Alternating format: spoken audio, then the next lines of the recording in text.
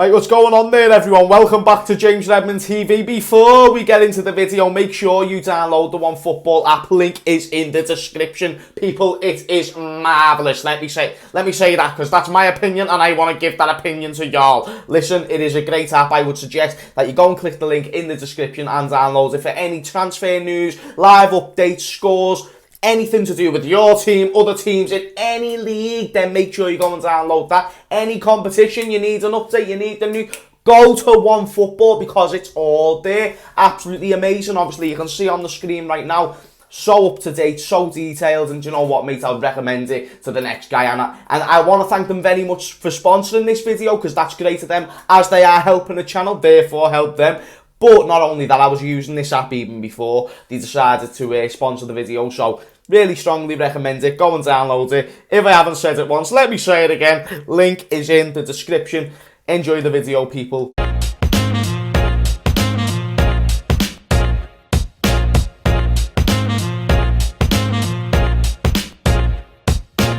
Right, hello there everyone, welcome back to James Redmond TV and welcome to a Champions League preview. Now make sure that you smash the likes for this one because this very well could be the only knockout Champions League preview that I do all season. And don't get me wrong, it actually kills me to say that inside, but listen, if I actually expressed physically how I felt emotionally, yeah, every video would be depressing, you'd want to cry, and you'd probably turn off the video. So I'm trying, people, I'm trying. I've woke up early to talk about this game a day after we've just got absolutely slaughtered to Leicester. So if you could just find 1 second out your day to just tap the like button, that would be sincerely appreciative. Also, if you want to become a member of the Redmond's Army, click the subscribe button, and if you want to become a Redmond's Army fella, then click the link in the bio and you can do just that. But people, this is a big game of football, let me tell you why. Because if you ask me, title race was some weeks ago. Top 4 looking bleaker and bleaker by the week. So what's our only hope?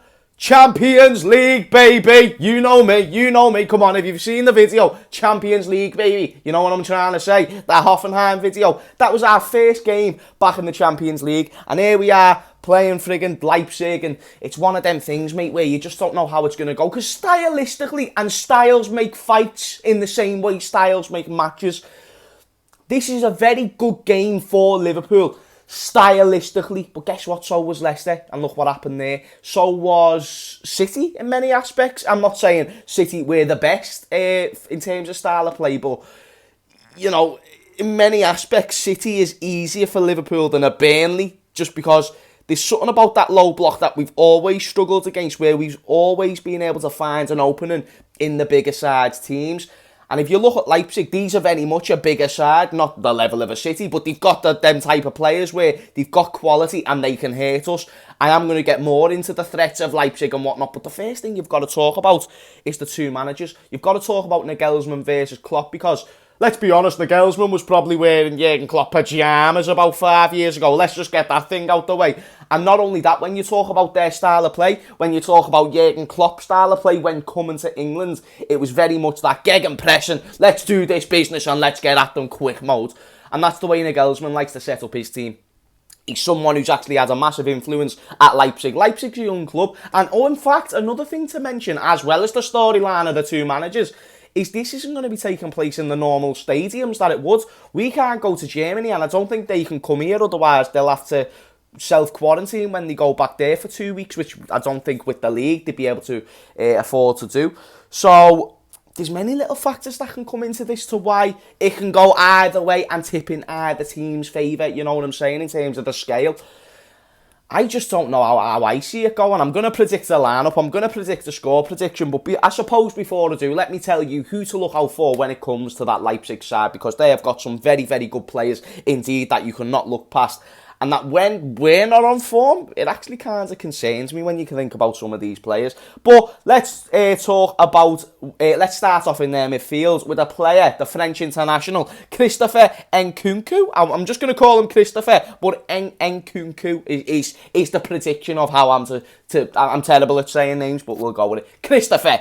4 goals, 2 assists from the midfield, as I said. Also, let's talk about their left back. You might know him from his days at City. Angelino, 4 goals and 4 assists for Leipzig this season. You've also got to talk about their defenders. You might have heard the news Upamecano has just joined Bayern Munich, but that's actually like a deal that's going to be completed in the summer. So I believe that's a free transfer for Bayern Munich, which if is the case, then that's pretty crazy. One thing that we can take as a positive is Emil Forsberg will not be available for this game, and he is very much a massive part for Leipzig attack and play, and that gegenpressing, he's a big part of that. They've got many good players actually. When I'm looking at obviously Konate, someone who I'd love from Leipzig, Kevin Campbell, Tyler Adams. He's someone who's just came from USA. He did a season or two ago, so he's someone that you need to look out for because he's a great prospect from USA. And these are just a few names that you need to watch out for because they've got some good players. I believe as well, do you know their goalkeeper, Peter Gulatsky, or however you say it? Did he used to play for Liverpool, or am I just thinking that? I swear he did. Maybe I'm chatting shit, but bloody hell, you'd take him now, wouldn't you, as a nice little backup for Alisson? Or maybe with the form that Alisson's in, you could replace him for a game or two. But yeah, they're the players that you can watch out for. I mean, I suppose I would have been more worried playing Leipzig last year, but when I say things like that, it pretty much sets us up to lose, doesn't it? So I'm going to try and be a bit more realistic when it comes to talking about this game. Lineup, score prediction, make sure that you're getting involved and interactive in the comments down below, because I don't know how this is going to go. The way I think Liverpool are going to set up is the same way we've been setting up, and I'll tell you what I would change myself, but Jurgen Klopp's just in such a compromised position where he can't really do much to where he plays risky, high pressing, high attacking football, because it could be a similar story to what Aston Villa was, but every week. You know, if we can continue to play the high line, which at the beginning of the season was working to an extent, but we were conceding a lot of goals. It's just like, now if you do that with the available options we've actually got, it's setting up players like Kabak to be destroyed. It's setting up players like Ben Davies to be destroyed. It's setting up our midfielders going at centre-back to be destroyed. And we just can't afford to do that. So I feel like it's just going to be the same. Whether I would do that, I don't. But I feel like there's a few positional changes we could do. But like I said, I'll get into that. In goal, we go with Alisson. There's no doubt. Has he been in shy form? Yes. Am I worried about him? A little bit, yes, which is actually mad when you're talking about Alisson, because you just don't associate worry with Alisson Becker. It just doesn't usually happen, so you can tell it's 2021 and it's just going to be another fucked up year. Left back, Robbo, without doubt. I mean, listen, I don't think he's had the perfect season by any means. I don't think he's had the perfect run of games, but when you talk about standouts, you can say Robbo was a part of them standouts. At least in my opinion, I think he's quality still, Robbo, and he's massive in this game. Trent right back. Now this is the bit where I don't like to do it. Just because I disagree with Klopp on this decision every single time about who starts centre-back. You've got the options of, well, I don't think Fabinho is available for this game. Henderson is obviously there. Kabak. I don't know about Ben Davies. I believe he's still injured. Or I will just assume he's still injured. Off the knowledge I know right now, I'll keep you updated if anything changes. So Kabak, Henderson are available for centre-back. Nat Phillips, Reece Williams. I'd say they're the ones. Who's going to start? Because Nat Phillips also, by the way, if you didn't know, is now available for the Champions League squad. So who would I start at centre-backs? I would start Kabak and Nat Phillips, based on what I know is fit. If Davies is fit, then I'll play him. If Fabinho's fit, then I'll play him. But from what I know, Kabak and Phillips, that's what I would do. But I don't think that's what Klopp will do. It doesn't surprise me if Klopp goes with a Henderson-Kabak partnership again, or a Henderson-Nat Phillips partnership. I believe Henderson at the back, which is actually my number one problem with the team right now, is probably going to be there to stay, and I think we're going to notice the effectiveness that has in our build-up play, because even when he's playing centre-back, you can see he's still massive, huge, integral to the way we play football. And it's being effective because he's in that position. So that's the way I think we're going to start. In the midfield, this is going to be interesting. I don't see James Milner playing again, to be dead honest with you.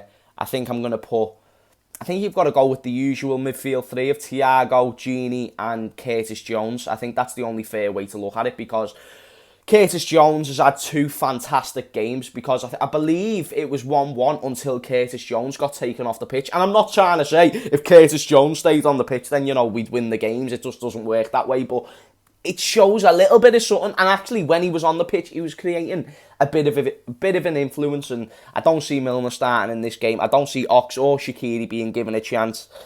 So that's why I'm going with that midfield three. Maybe if anyone's going to be rested out of them, I'm going to guess Gini. But even still, I think Gini will play in the 6 and Thiago and Curtis will play just beyond him. And then up front, Salah, Mane and Firmino, really. Origi was out of the last game. Shaqiri, he's not going to start. And if so, he's going to be taken off after 60 minutes. So, get the front three that's going to get a proper run into the ground in this game. It's just one of them, mate, where now that we're getting closer to the game by the minute, you're thinking about it more. And literally, man, like, I bite your hands off for 8th place in the Champions League right now, but you just know it's not going to be the case with the form that we're in. Because the excuse that I've gave to why we could possibly win this competition is that it's only a 2-legged thing, but we can't even win 1 game in the Premier League against Brighton or Burnley, so who knows how this is going to go. As for the score prediction, I'm not going to start predicting losses, because even though logistically, I should predict a loss right now, because I've got nothing to say that we're going to win. I'm going to say a 2-2 draw. I don't know why. I don't know where we're going to get 2 goals from, but I'm going to say a 2-2 draw. I don't know who's going to score them, but I'm going to say a 2-2 draw. I do not know if Alisson is going to make mistakes, but I'm going to say a 2-2 draw. And yeah, that's the Leipzig-Liverpool preview. Absolutely fucking marvellous. But also, it's away, so we need to stack up these away goals, man. And it doesn't look like we're going to, but it is what it is. I'll say 2-2, and we'll hope for the best. I actually think that'll be an alright result as well, going into the second leg with an away goal advantage at least. I'd take that. But let me know in the comments down below your lineup prediction and score predictions. Thank you for watching this video. Smash the like, subscribe, and I will see you all in a bit.